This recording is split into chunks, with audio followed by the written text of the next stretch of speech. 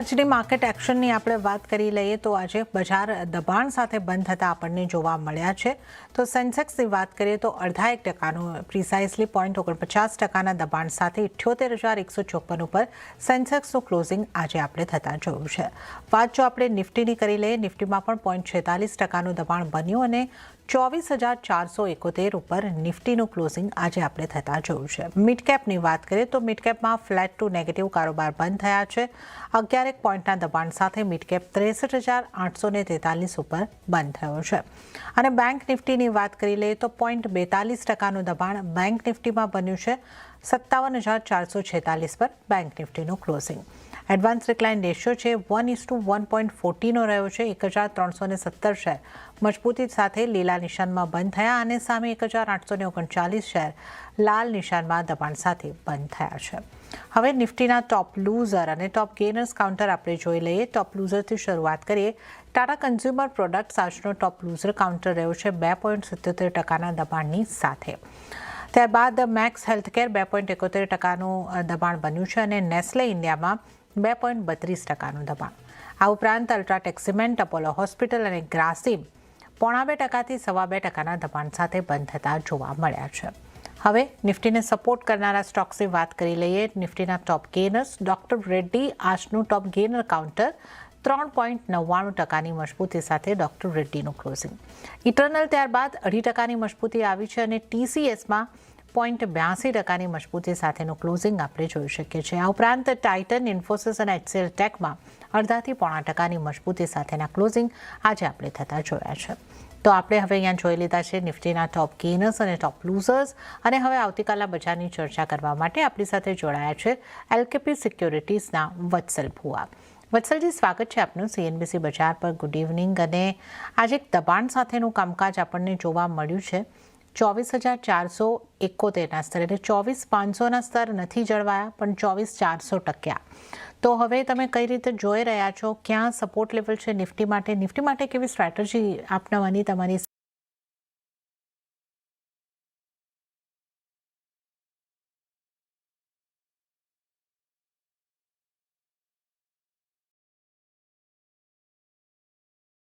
સલાહ બનશે? અન્ય જે ફેક્ટર છે જેમાં આપણે US 10 યર વાત કરીએ, બ્રેન્ટ ક્રૂડની વાત કરીએ, બ્રેન્ટ ક્રૂડ 90 સુધી 90ના લેવલ્સને ટચ કર્યું, જેને કારણે આપણને આજે એક સેન્ટિમેન્ટલ ઇફેક્ટ આપણને ઇમ્પેક્ટ દેખાણી આપણને નિફ્ટી ઇન્ડેક્સમાં ક્યાંક ને ક્યાંક. પણ એ સાથે આપણે જો ટેકનિકલી પણ વાત કરીએ તો 23,600 પછી આપણને જે એક વેવ બનતી જોવા મળી હતી ટુવર્ડ્સ ધ લેવલ ઓફ 24,600 650, ત્યાર પછી એનું આપણને એક સારું એવું કરેક્શન જોવા નથી મળ્યું. તો મને એવું લાગે છે કે એક કરેક્ટિવ વેવ આપણને જોવા મળી શકે એમ છે, જે આપણને એક વેવ બનતી દેખાણી એનું આપણને કરેક્શન જોવા મળી શકે એમ છે. તો for very short term view point થોડો બેરિશ બની રહ્યો છે. જ્યાં સુધી 24,600ના લેવલ્સ છે રિક્લેમ નથી થતા ત્યાં સુધી વ્યૂ પોઈન્ટ સેજ બેરિશ બની રહ્યો છે. મને લાગે છે કે 24,200ના લેવલ્સ આપણને આવનારા 2 થી 3 સેશનમાં જોવા મળી શકે એમ છે. એટલે ફિલહાલ શોર્ટ ટર્મ માટે થોડો એક ઇન્ડેક્સ માટે બેરિશ વ્યૂ પોઈન્ટ બની રહ્યો છે. તો નિફ્ટી માટે જો સ્ટ્રેટેજાઇઝ કરીને ચાલુ હોય તો એક કન્ડિશનલ સેલની સ્ટ્રેટેજી કરવી જોઈએ, જેમાં 24,400ની નીચે નિફ્ટીને સેલ કરવાનું રહેશે. 24,550નો એક સ્ટોપ લોસ રહેશે અને જે ટાર્ગેટ એક્સપેક્ટેડ છે 24,200ના ટાર્ગેટ એક્સપેક્ટેડ છે નિફ્ટી ઇન્ડેક્સમાં. ઓકે, તો કન્ડિશનલ સેલની સલાહ અહીંયા કરતી નિફ્ટી માટે બની રહી છે. તો જો 24,400ના સ્તર બની જાય છે તો ત્યાંથી તમે સેલ કરીને ચાલી શકો છો. 24,520નો સ્ટોપ લોસ તમારે ધ્યાને રાખવાનો રહેશે અને એ સંજોગોમાં 24,200ના ટાર્ગેટ તમને નિફ્ટીની અંદર જોવા મળી શકે છે. અને ત્યારે જો આપણે વાત કરી લઈએ બેંક નિફ્ટીની, વત્સલજી, તો બેંક નિફ્ટી માટે તમારી કઈ રીતની સલાહ બનશે? ત્યાં પણ આજે આપણે 0.42% જેવું દબાણ સાથેનું ક્લોઝિંગ જોયું છે. જી, બેંક નિફ્ટીની વાત કરીએ તો બેંક નિફ્ટીમાં પણ જે અંડરટોન છે બેરિશ જ રહેવાનું એક્સપેક્ટેશન છે. કારણ કે બેંક નિફ્ટીના જે કમ્પોનેન્ટ્સ છે, હેવી વેઇટ્સ છે, HDFC બેંક છે, ICICI બેંક છે, એક્સિસ બેંક છે અને હવે SBI બેંક છે. તો આમાં મને ચાર્ટ સ્ટ્રક્ચર થોડું વીક લાગી રહ્યું છે. જો ઇન્ડેક્સ સ્પેસિફિક બેંક નિફ્ટી ઇન્ડેક્સના ટેકનિકલ્સની વાત કરીએ તો આજે બેંક નિફ્ટી ઇન્ડેક્સમાં આપણને 50 DMAથી આપણને થોડું એક બાઇંગ ઇન્ટરેસ્ટ આવતું જોવા મળી રહ્યું છે અને બેંક નિફ્ટી આ 200 DMA પાસે ક્લોઝ થયું છે. બટ ઓવરઓલ તમે જો ઓવરઓલ સ્ટ્રક્ચરની તમે સ્ટ્રક્ચર જુઓ કે તમે બીજા ઇન્ડિકેટર્સ જુઓ તો ત્યાં તમને થોડી વીકનેસ દેખાઈ રહી છે. તો ઓવરઓલ બેંક નિફ્ટી માટે પણ એક sideways to bearish view point બની રહ્યો છે. 57,000નું બહુ ક્રુશિયલ લેવલ છે. જ્યાં સુધી 57,000 જળવાઈ રહે છે ત્યાં સુધી એક સાઇડવેઝ વ્યૂ પોઈન્ટ બની રહ્યો છે. તો બેંક નિફ્ટીમાં જે લેવલ્સ ઇમ્પોર્ટન્ટ રહેશે એ 57,000 એઝ અ સપોર્ટ, અને ઉપરની બાજુ આપણે જો વાત કરીએ તો 58,000 ને 58,200 આ એક ક્રુશિયલ રેઝિસ્ટન્સની જેમ કામ કરે છે. ઇફ ઇન એની કન્ડિશન 57,000ના જો લેવલ તૂટે છે તો આપણને ફર્ધર 500 ટુ 600 પોઈન્ટનું કરેક્શન બેંક નિફ્ટી ઇન્ડેક્સમાં જોવા મળી શકે એમ છે towards the level of 56,200. But અત્યારે એ પ્રિડિક્ટ કરવું it would be very early to predict કે આપણને જોવા મળશે. તો અત્યારે જે લેવલ્સ માટે વોચફુલ રહેવું જોઈએ એ છે 57,000 અને 58,200 અને 58,000ના લેવલ્સ. ઓકે, તો આ બેંક નિફ્ટીની પણ આપણે અહીંયા આગળથી ચર્ચા કરી છે અને 57,200 સુધી એની એક શક્યતાની અહીંયા આગળથી આપણે વાત કરી છે. તો નિફ્ટી બેંક નિફ્ટી ઉપર આપણે વત્સલજીનો વ્યૂ ખાસ કરીને જાણ્યો છે. હવે નિફ્ટી ઉપર અન્ય નિષ્ણાતોની કઈ રીતની સ્ટ્રેટેજી બની રહી છે એના ઉપર પણ જો આપણે નજર કરી લઈએ તો શરૂઆત કરીએ કાંતિલાલ છગનલાલ સિક્યોરિટીઝના મહેશ ઓઝાની સલાહથી. મહેશજીએ નિફ્ટીને બાય કરીને ચાલવાની સલાહ આપી છે 24,500થી લઈને 24,525ના આસપાસ, સ્ટોપલોસ 24,380નો અને ટાર્ગેટ 24,640 અને 24,675ની ઉપરના બની શકે છે. તો મહેશજીની સલાહ નિફ્ટી 50 ફ્યુચરને બાય કરીને ચાલવાની. ત્યારબાદ આપણે નજર કરી લઈએ બોનાન્ઝા પોર્ટફોલિયોના વિરાટ ઝગડની નિફ્ટીની સ્ટ્રેટેજી પર. તો એમણે નિફ્ટીને સેલ કરીને ચાલવાની સલાહ આપી છે. ટાર્ગેટ તેઓ જોઈ રહ્યા છે 24,300નો અને સ્ટોપલોસ 24,600નો રાખીને ચાલવાની સલાહ વિરાટજીની બની રહી છે. તો 3માંથી 2 નિષ્ણાતોનો એક બેરિશ વ્યૂ અહીંયા કરતી બની રહ્યો છે. વત્સલજી અને વિરાટજીની સલાહ સેલ તરફ અહીંયા કરતી બનતી જોવા મળી રહી છે અને ટાર્ગેટ 24,300 24,200ના આસપાસના આપણે નિફ્ટીમાં બનતા જોઈ શકીએ છીએ. તો આપણે તમામ નિષ્ણાતોની નિફ્ટીની સ્ટ્રેટેજી તો ડિસ્કસ કરી છે. હવે વત્સલજી આપણી સાથે જોડાયેલા છે, એમની સાથે આપણે સ્ટોક સ્પેસિફિક ચર્ચાની શરૂઆત કરીશું. વત્સલજી, આપણે એફએમસીજીથી શરૂઆત કરીએ કારણ કે ટોપ લૂઝર નિફ્ટીના કાઉન્ટરમાં 2 કાઉન્ટર સમાવેશ થયા છે. ટાટા કન્ઝ્યુમર 3.5%નું દબાણ, નેસ્લે ઇન્ડિયા લગભગ 2.5 થી 2.5%નું દબાણ. એફએમસીજીના સ્ટોકને કઈ રીતે જોઈ રહ્યા છો? આ 2 સ્ટોકમાં 2.5% ઉપરનો 2.5% ઉપરનો ઘટાડો છે. કઈ રીતનો તમારો વ્યૂ એફએમસીજીના સ્ટોક પર બની રહ્યો છે? જી, નિફ્ટી એફએમસીજીના જો સ્ટોકની વાત કરીએ તો ઓવરઓલ મને લાગે છે કે નિફ્ટી એફએમસીજી એક ઘણા ટાઈમથી એક સાઇડવેઝ રેન્જમાં ટ્રેડ કરી રહ્યું હતું. કારણ એ હતું કારણ કે આપણને એક મિક્સ પરફોર્મન્સ દેખાતું હતું, જેમાં આપણને નેસ્લે, મેરિકો આવા અમુક જે સ્ટોક હતા જેનું આપણને એક સ્ટ્રોંગ પરફોર્મન્સ દેખાઈ રહ્યું હતું. જ્યારે હિન્દુસ્તાન યુનિલિવર, ટાટા કન્ઝ્યુમર, ડાબર અને મેજોરિટી જે સ્ટોક છે એનું આપણને એક અંડર પરફોર્મન્સ દેખાઈ રહ્યું હતું compare to Nifty index, Nifty 500 ની ઇન્ડેક્સ. તો ઓવરઓલ જે વ્યૂ પોઈન્ટ છે નિફ્ટી એફએમસીજી માટે એક રેન્જ બાઉન્ડથી બેરિશ વ્યૂ પોઈન્ટ છે. કારણ કે અત્યારે તો જે સ્ટોક આઉટ પરફોર્મ કરતા હતા ઇન્ડેક્સમાં, હવે એનું પણ ચાર્ટ સ્ટ્રક્ચર થોડું બગડી રહ્યું છે. એ પણ કોન્સોલિડેશન ઝોનમાં જઈ રહ્યા છે, જેમ કે મેરિકો અને નેસ્લે ઇન્ડિયા. વાત કરી લઈએ ટાટા કન્ઝ્યુમરની, તો ટાટા કન્ઝ્યુમર એક રેન્જમાં ઘણા ટાઈમથી એક લાંબા સમયથી એક રેન્જમાં ટ્રેડ કરી રહ્યું હતું. એક કન્જેક્શન ઝોનમાં આપણે બોલી શકીએ, જેમાં જ્યારે સ્ટોક પોતાની તમામ ક્રુશિયલ મૂવિંગ એવરેજની વચ્ચે ટ્રેડ થતો હોય ત્યારે આજે તો સ્ટોકે બધી મૂવિંગ એવરેજની નીચે આપણને એક બેરિશ કેન્ડલસ્ટિક સાથે ક્લોઝિંગ આપી દીધું છે.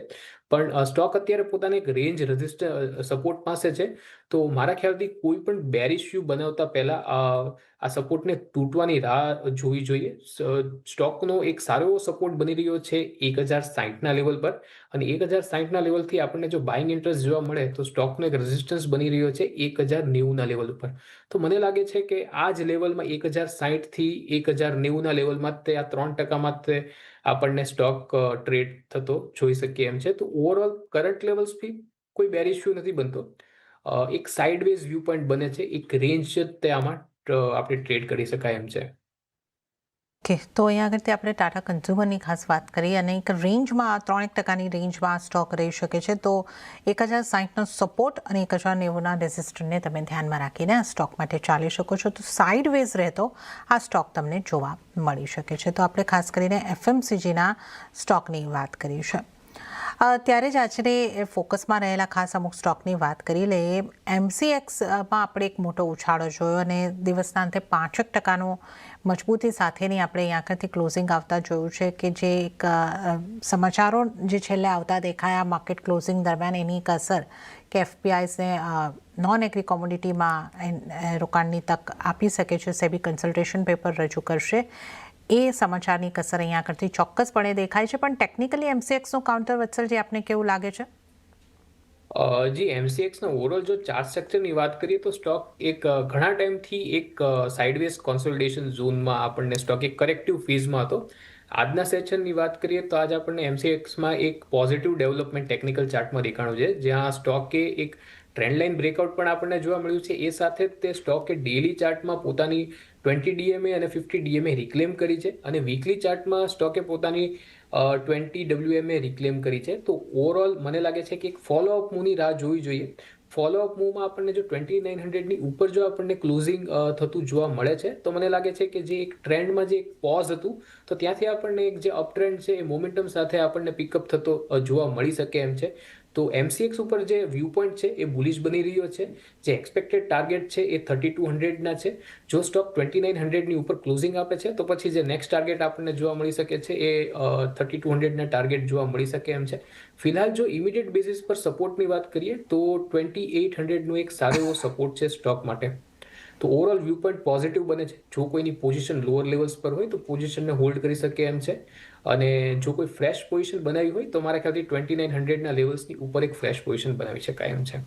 ઓકે, MCXમાં જો પોઝિશન છે તો તમે એને હોલ્ડ કરીને ચાલી શકો છો અને નવી પોઝિશન બનાવવી હોય તો 2900 પાસેથી તમારે બનાવવાની રહેશે. 3200 સુધીના ટાર્ગેટ બની શકે છે અને 2800નો સપોર્ટ લેવલ તમારે ધ્યાને રાખવાનો રહેશે. તો આ MCXમાં આવેલી મજબૂતીની આપણે ચર્ચા કરી છે અને આ સાથે જ હાલ સમય થઈ રહ્યો છે એક બ્રેક લેવાનો. લઈશું બ્રેક અને બ્રેક બાદ વત્સલ ભુવા સાથે વધુ સ્ટોકની ચર્ચામાં આગળ વધીશું.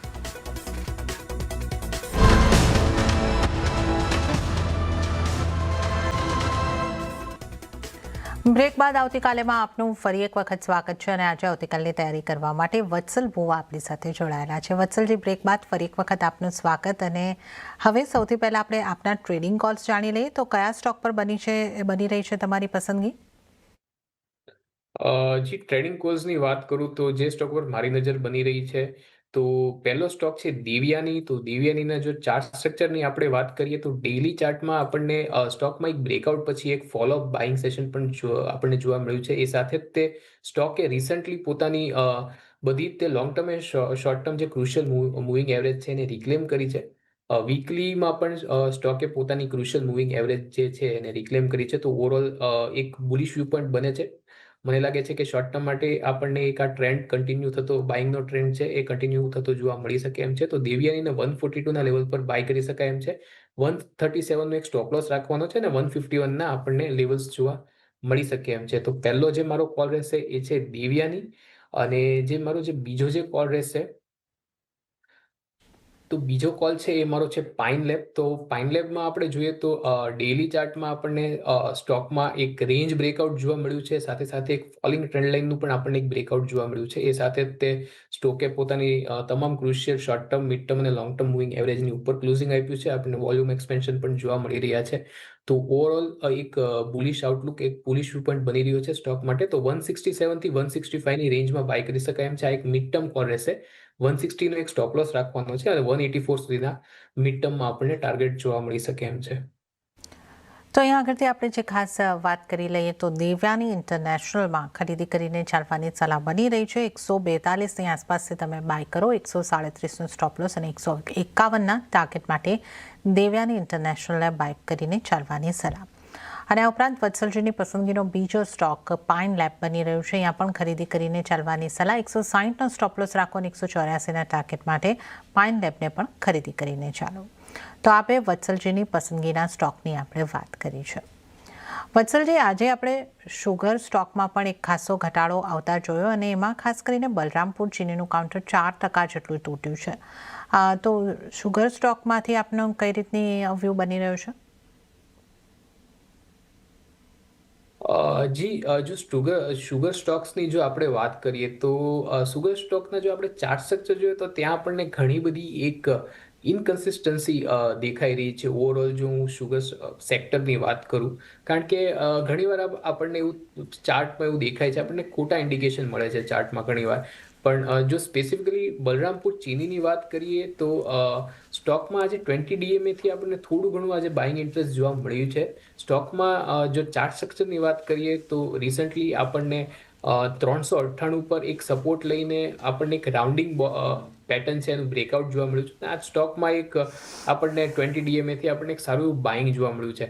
તો ઓવરઓલ મારા ખ્યાલથી જે વ્યૂ પોઈન્ટ છે એ બેરિશ નથી બની રહ્યો. બેરિશ વ્યૂ પોઈન્ટ ત્યારે જ બનશે જ્યારે સ્ટોક ક્લોઝિંગ આપશે 610ના લેવલની નીચે. તો ટેકનિકલી 610નું લેવલ કાફી ક્રુશિયલ છે સ્ટોક માટે. અને ઉપરની સાઈડ સ્ટોકમાં એક બુલિશ વ્યૂ પોઈન્ટ રાખીને ત્યારે જ ચલાય જ્યારે સ્ટોક ક્લોઝિંગ આપે અબાઉ ધ લેવલ ઓફ 655. તો જો કોઈની પોઝિશન છે લોઅર લેવલ્સ પર તો સ્ટોકને હોલ્ડ કરી શકે એમ છે with the stop loss of 610. જો કોઈ ફ્રેશ ન્યૂ લોંગ પોઝિશન બનાવી હોય તો મારા ખ્યાલથી 655ના લેવલ્સ માટે વોચફુલ રહેવું જોઈએ. 655ના લેવલ્સ ઉપર જ્યારે બ્રેકઆઉટ આવે છે ત્યારે આપણને એક સસ્ટેન અપ ટ્રેન્ડ સ્ટોકમાં જોવા મળી શકે એમ છે towards the level of 700 and 730. તો ફિલહાલ એક જ વ્યૂ પોઈન્ટ રહેશે 655ના લેવલ્સની તમે વોચ આઉટ કરો. 655ના લેવલ્સને 655 બ્રેકઆઉટ મળે છે એની ઉપર પછી જ કોઈ લોંગ પોઝિશન બનાવવાનું વિચારો સ્ટોકમાં. ઓકે, તો બલરામપુર ચીની માટે 655 655ના લેવલની રાહ જુઓ. એના બ્રેકઆઉટ બાદ તમે અહીં આગળથી પોઝિશન બનાવી શકો છો. જો ઇનકેસ પોઝિશન છે તો 640નો સ્ટોપ લોસ રાખીને તમે હોલ્ડ કરીને ચાલી શકો છો. તો આપણે સુગર સ્ટોકમાંથી ખાસ બલરામપુર ચીનીની વાત કરી છે. ત્યારબાદ વત્સલજી ચેન્નઈ પેટ્રોની વાત કરી લઈએ. આ કાઉન્ટરમાં આજે ખૂબ સારી મજબૂતી જોવા મળી છે, લગભગ 15% મજબૂતી. આ કાઉન્ટરને તમે કઈ રીતે જોઈ રહ્યા છો?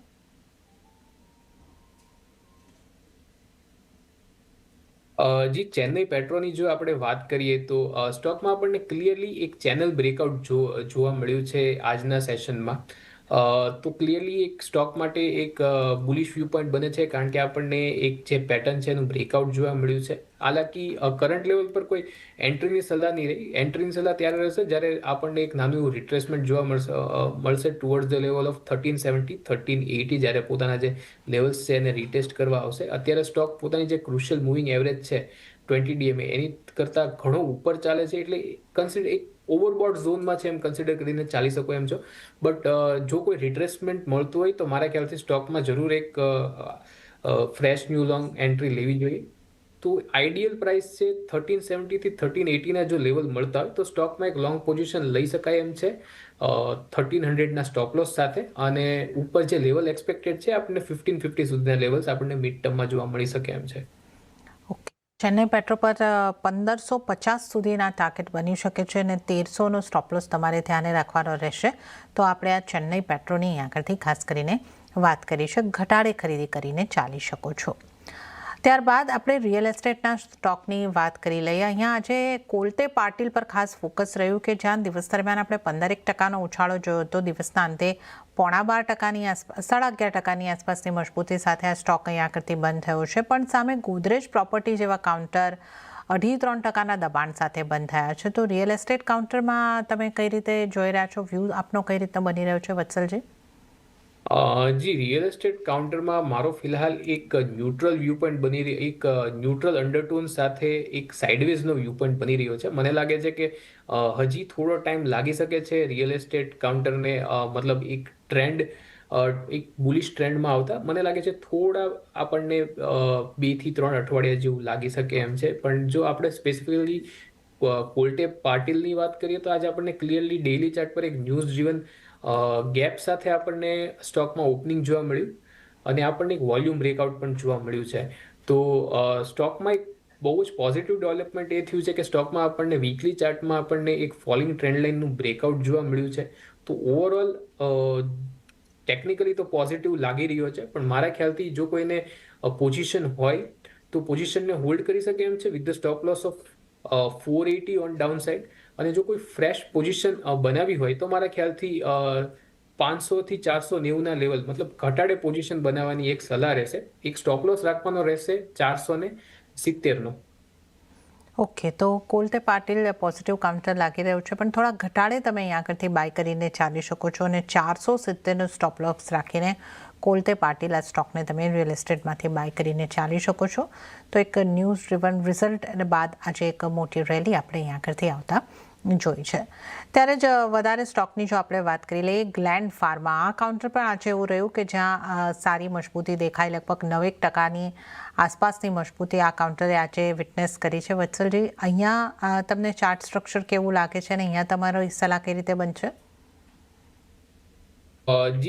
ગ્લેન્ડ ફાર્માની જો ઓવરઓલ ચાર્ટ સ્ટ્રક્ચરની વાત કરીએ તો અહીંયા આપણને એક સારું એવું વીકલી ચાર્ટમાં પોઝિટિવ ડેવલપમેન્ટ જોવા મળ્યું છે, જ્યાં આપણને સ્ટોકમાં એક વીકલી ચાર્ટમાં આપણને ગ્રાઉન્ડિંગ બોટમનું આપણને એક બ્રેકઆઉટ જોવા મળ્યું છે. તો ઓવરઓલ વ્યૂ પોઈન્ટ સ્ટોક માટે પોઝિટિવ બને છે. પણ જો ડેલી ચાર્ટની વાત કરું તો અહીંયા પણ આપણને એક ગેપ સાથે સ્ટોકમાં ઓપનિંગ જોવા મળ્યું. તો મારા ખ્યાલથી સ્ટોકમાં એક બુલિશ વ્યૂ પોઈન્ટ તો બને છે, પણ જો કોઈને ફ્રેશ એન્ટ્રી બનાવવી હોય, ફ્રેશ એન્ટ્રી લેવી હોય, સ્ટોકમાં એક લોંગ પોઝિશન બનાવવી હોય, તો મારા ખ્યાલથી આમાં એક ઘટાડાની રાહ જોવી જોઈએ. બાય ઓન ડિપ્સની સ્ટ્રેટેજીથી સ્ટોકમાં કામ કરી શકાય એમ છે. ઉપર જે ટાર્ગેટ એક્સપેક્ટેડ છે એ 30 to 50 ટાર્ગેટ એક્સપેક્ટ કરીને ચાલી શકાય એમ છે. પણ આઈડિયલ એન્ટ્રી માટે મારા ખ્યાલથી થોડું એક પ્રાઇસ રિટ્રેસમેન્ટનું વેઇટ કરવું જોઈએ. થોડી વેઇટ કરીને ચાલવાની સલાહ અહીંયા આગળથી હવે બનતી જોવા મળી રહી છે. વત્સલજી, બેંકની ચર્ચા આજે આપણી બાકી છે. આજે આપણે જોઈએ તો એક્સિસ બેંકમાં લગભગ 1.40% જેવું દબાણ રહ્યું. HDFC, ICICI બેંક, આ બધી બેંકમાં પણ લાલ નિશાનમાં જ કારોબાર બંધ થયા છે. SBIમાં પણ 0.5% આસપાસનું દબાણ. બેંકને કઈ રીતે જોઈ રહ્યા છો આપ? પ્રાઇવેટ બેંકની વાત કરીએ અને PSU બેંકની વાત કરીએ તો પ્રાઇવેટ બેંકમાં મને જે એક્સિસ બેંકનું ચાર્ટ સ્ટ્રક્ચર છે એ મને ખરાબ વધારે લાગી રહ્યું છે, કારણ કે આપણને એક પેટર્નનું આપણને સ્ટોકમાં બ્રેકડાઉન જોવા મળ્યું છે. આપણને એક ટ્રાયંગલ પેટર્નનું બ્રેકડાઉન જોવા મળ્યું છે અને બ્રેકડાઉન પછી એક રીટેસ્ટ પણ થયો. જે રેઝિસ્ટન્સ લેવલ હતું તેને, જે સપોર્ટ લેવલ હતું સોરી, એ તૂટ્યું એને એક રીટેસ્ટનો એટેમ્પ્ટ પણ થયો. ત્યાંથી આપણને સેલિંગ પ્રેશર જોવા મળ્યું છે. સ્ટોક પોતાની ક્રુશિયલ મૂવિંગ એવરેજની નીચે ટ્રેડ કરી રહ્યો છે અને સાથે સાથે આપણને વોલ્યુમ પણ ડ્રાય આઉટ થતા જોવા મળી રહ્યા છે. તો ઓવરઓલ એક્સિસ બેંક માટે એક બેરિશ વ્યૂ પોઈન્ટ બની રહ્યો છે. સ્ટોકનો એક સપોર્ટ છે 1200ના લેવલ ઉપર. જો 1200ના લેવલ તૂટે છે તો આપણને 1150ના લેવલ સુધી આપણને ડાઉનસાઇડ જોવા મળી શકે એમ છે. વાત કરી લઈએ HDFC બેંકની, તો HDFC બેંકમાં પણ આપણને જે ચાર્ટ સ્ટ્રક્ચર છે થોડું વીક જ દેખાય છે. જો અત્યારે કોઈનું ચાર્ટ સ્ટ્રક્ચર સારું દેખાતું હોય કોઈ બેંકમાંથી, તો એ સ્મોલ PSU બેંક છે, જેમ કે યુનિયન બેંક છે, કેનરા બેંક છે. એ બધાનું જે સ્મોલ PSU બેંક છે એના ચાર્ટ સ્ટ્રક્ચર સારા દેખાઈ રહ્યા છે. તો અત્યારે જો બેન્કિંગમાંથી મારા ખ્યાલથી કોઈને પિક કરવું હોય તો સ્મોલ PSU બેંક તરફ જવું જોઈએ. અહીંયા આપણને એક PNB બેંક છે, વોલ્યુમ પણ સારા એવા બનતા દેખાઈ રહ્યા છે. 1 થી 2 સેશનમાં અબાવ એવરેજ વોલ્યુમ બનતા દેખાઈ રહ્યા છે. તો PNB બેંક, કેનરા બેંક અને યુનિયન બેંક, આ 3 બેંક મારી પસંદગી રહેશે જો મારે બેન્કિંગ સેક્ટરમાંથી કોઈ લોંગ પોઝિશન બનાવવી હોય તો. ઓકે, તો union bank, Canara bank, PNB અહીંયા આગળ તમે ફોકસ કરીને ચાલી શકો છો. અને ત્યારે જ વત્સલજી, સમય થઈ રહ્યો છે આપની પાસેથી રજા લેવાનો, તો આપના કોઈ ડિસ્ક્લોઝર? આપણે જેટલા સ્ટોકની અંગે ચર્ચા કરી એમાં મારું કોઈ અંગત ઇન્વેસ્ટમેન્ટ કે પોઝિશન નથી. ક્લાયન્ટની કે કંપનીની પોઝિશન હોઈ શકે એમ છે. જી વત્સલજી, તો આપનો ખૂબ ખૂબ આભાર અમારી સાથે જોડાવા બદલ અને તમામ સ્ટોક્સ અંગે ચર્ચા કરવા બદલ. તો આ સાથે જ આવતીકાલેમાં હાલ પૂરતું આટલું જ. હાલ મને પણ આપશો રજા. વધુ અપડેટ અને સમાચારો માટે આપ જોતા રહો CNBC બજાર. નમસ્કાર.